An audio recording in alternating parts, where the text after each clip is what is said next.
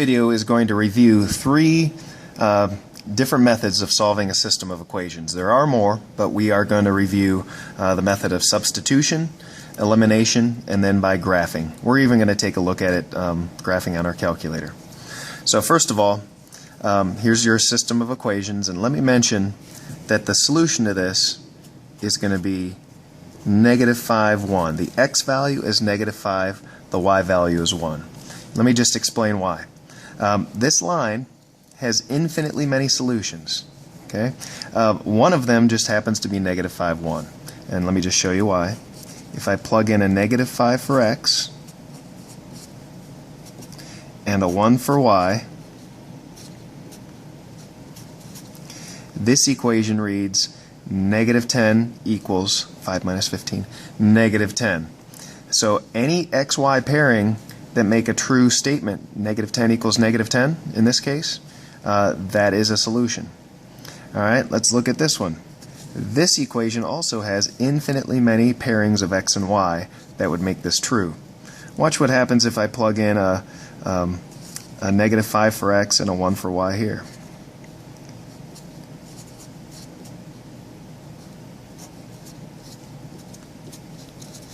So 2 times 1 plus 3 times negative 5, that's 2 minus 15, which is negative 13, equals negative 13. Again, that is one of the infinitely many pairings of x and y that make that true.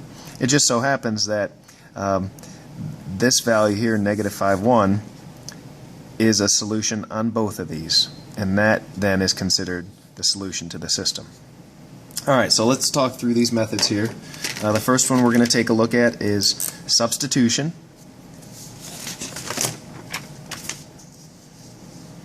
So substitution is just what it sounds like. We're going to replace a particular value with something that is identical to that value. And here's what I mean by that. We need to pick one of these variables, this x, this y, this y, this x, to isolate, to get by itself.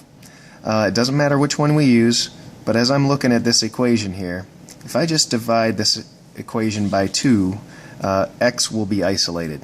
Everything else will take a little bit more work.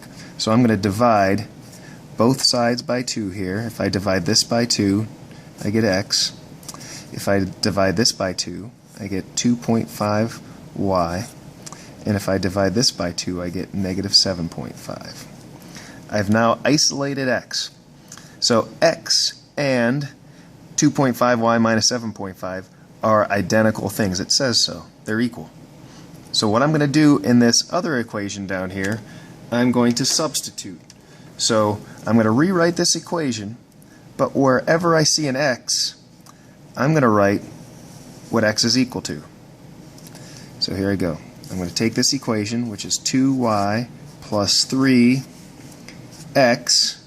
equals negative 13. Well, instead of writing x here, I'm going to substitute what x is equal to, and that's 2.5y minus 7.5. Alright, now I'm going to solve. If I distribute the 3, I get 7.5y minus 22.5, and that's equal to negative 13. Combine like terms, that's 9.5y. Add 22.5 to both sides, that would be positive 9.5. And if I divide both sides by 9.5, divide this by 9.5, y. Divide this by 9.5, 1. And remember what we said earlier, our solutions to all these are going to be the coordinates negative 5, 1. So notice the y value is 1, just like we predicted earlier here. So now we have our y value. How are we going to get this x value of negative 1? Well, we're going to take this y value and plug it into either one of these two equations up here. It does not matter which one you use. I think, in my opinion, the first one looks easier to plug in a 1 and in order to solve for x. So that's what I'm going to do.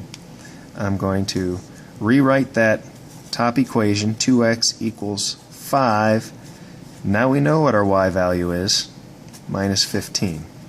And as I solve this for x, 5 minus 15 is negative 10. X equals negative 5. And our solution using substitution is the point x is negative 5, y is 1. We'll see what that point has to do as we move through the other examples here. All right, elimination will be continued in the next video.